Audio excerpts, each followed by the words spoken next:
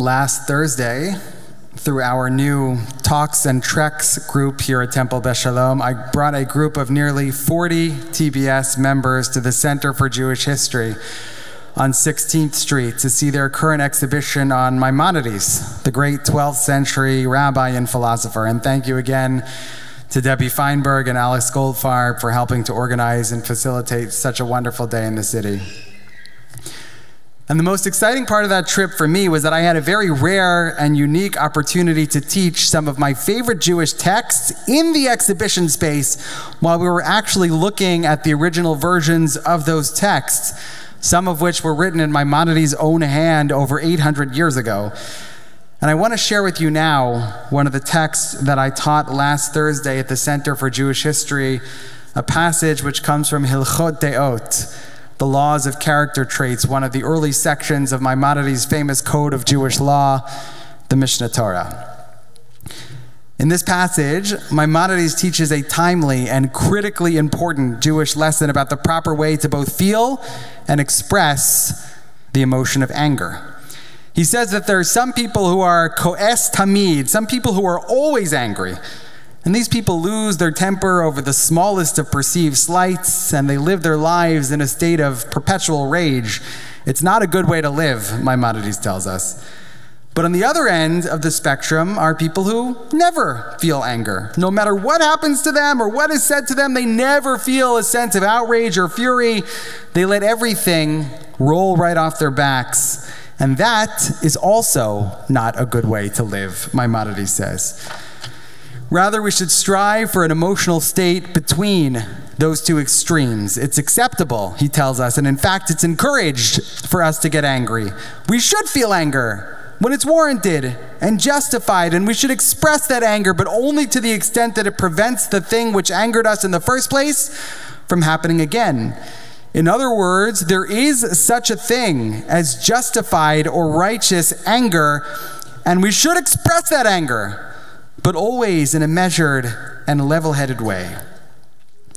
And as I was teaching that text at the Center for Jewish History last week, it dawned on me that since October 7th, the Jewish people have been living in a prolonged state of exactly what Maimonides describes, righteous or justified anger. We are angry. We are justifiably angry about so many things. We are justifiably angry that Hamas not only brutally massacred 1,200 innocent Israelis on October 7th, but that in a single morning, they shattered the dream that Israel would always be a safe haven for the Jewish people. We are justifiably angry at the world for already forgetting about those 1,200 innocent souls and for their lack of moral outrage over the remaining hostages who are still being held in captivity in the Gaza Strip.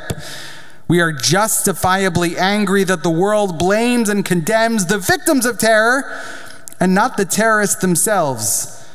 We are justifiably angry that nobody called for a ceasefire during World War II when the United States was bombing Germany and Japan, or after September 11th when we were bombing Al-Qaeda and the Taliban, but everyone is calling for a ceasefire now. We are justifiably angry that our students no longer feel safe walking across college campuses because anti-Semitism has risen 400% since October 7th. And I, for one, am tired. I'm tired of feeling angry. And I imagine most of you are tired of feeling angry as well. So this morning, on this Shabbat of Thanksgiving weekend, I want to push us to move out of our state of anger so that maybe even just for a brief moment, we can begin to feel a sense of gratitude. This morning, we read the story of Leah and Rachel, and if there's any story in the Torah that can break your heart, it's the story of Leah. You may recall that Jacob, our patriarch, marries both daughters of his uncle Laban. He marries both Leah and Rachel, but the Torah tells us that he only loves Rachel, the younger sister, which means that Leah is married to a man who doesn't love her, and not only does he not love her, he barely notices her. The Torah explicitly tells us that Jacob loved Rachel, but not her sister, that he found Rachel to be beautiful, but not her sister. And when God sees that Leah is unloved, God takes pity upon Leah and blesses her, but not her sister, with children. Leah has several sons in rapid succession, and the names that she gives to each one of those sons reflects her increasing sense of loneliness and desperation. She names her first son Reuben, which the Torah tells us means, now that I have a child, my husband will love me. But even after she gives birth to that son, Jacob doesn't love her. So she has a second son, Shimon, which means God heard that I was unloved and gave me this child, because maybe Leah thinks with 2 children, my husband will finally notice me. Maybe he'll even love me. But he doesn't notice her, and he doesn't love her.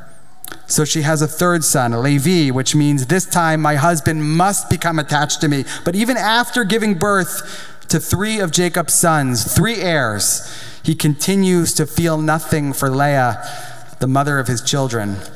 It's really one of the most heartbreaking passages in the entire Hebrew Bible. You can feel Leah's pain.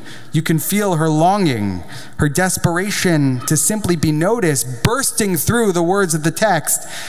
And yet Jacob doesn't see her. He doesn't notice her. He certainly doesn't love her. So Leah gives up. She stops trying to convince her husband to feel something that she finally understands he will never feel. And when she gives birth to her 4th son, her 4th child in a loveless marriage, she says, Hapam odeh et Adonai. This time, I will thank God. And at that moment, something inside of Leah has shifted. Rather than continuing to pine for her husband's unrequited love, something she doesn't have, Leah finally embraces the fullness of what she does have, 4 beautiful sons. After the birth of her 4th child, she learns the awesome power of what it means to express gratitude in the midst of profound sorrow.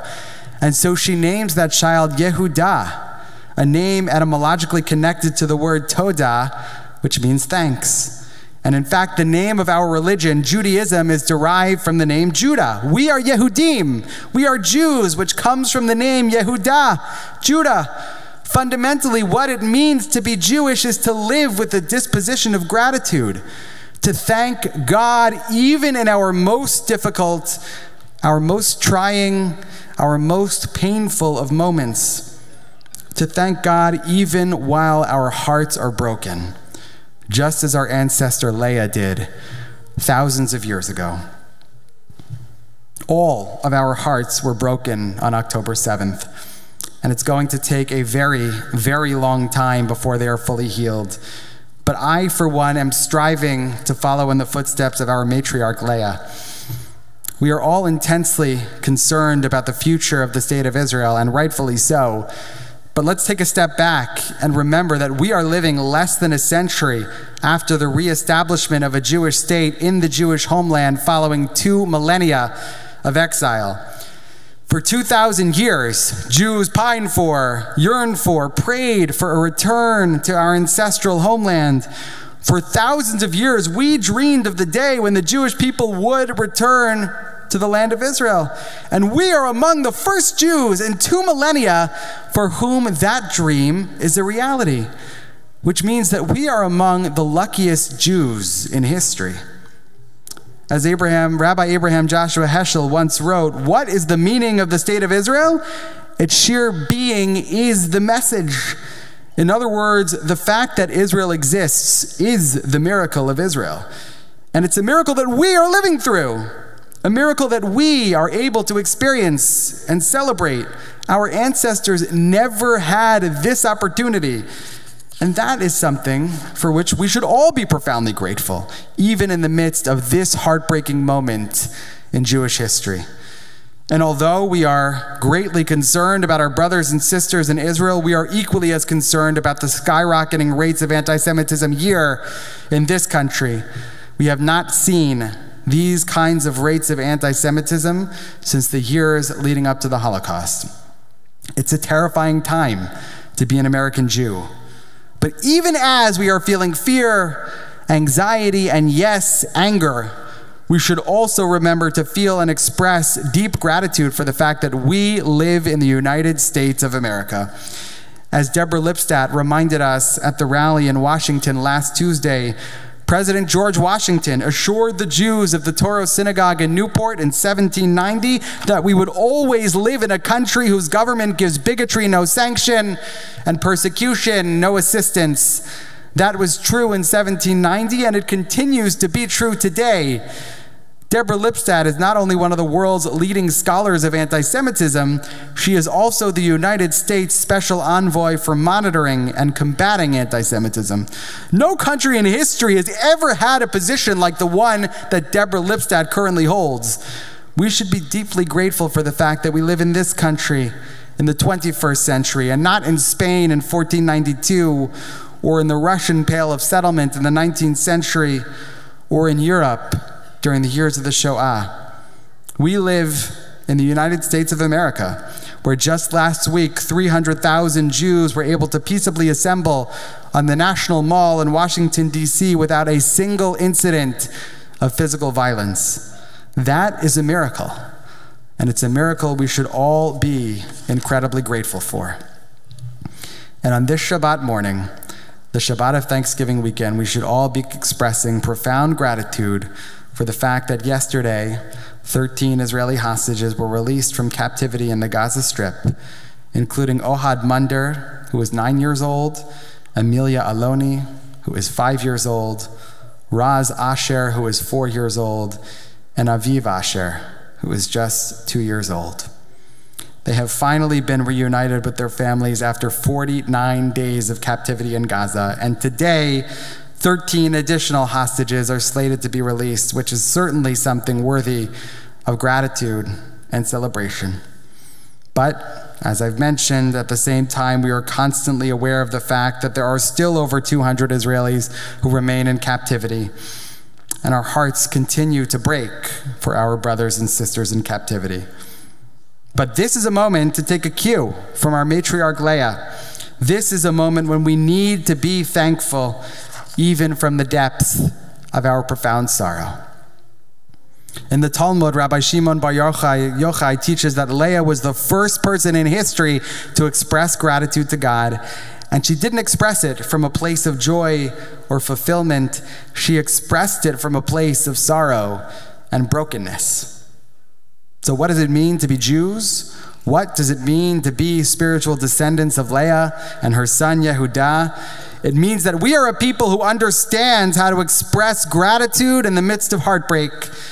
We are a people who understand what it means to feel anger about this moment in Jewish history, but at the same time gratitude for the fact that we are American Jews living in the year 2023, 75 years after the establishment of the State of Israel. We are among the luckiest Jews in history.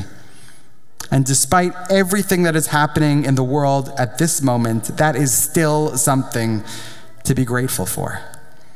In the words of our matriarch Leah, Hapam odeh et Adonai. This time, I will thank God. Shabbat Shalom and happy Thanksgiving.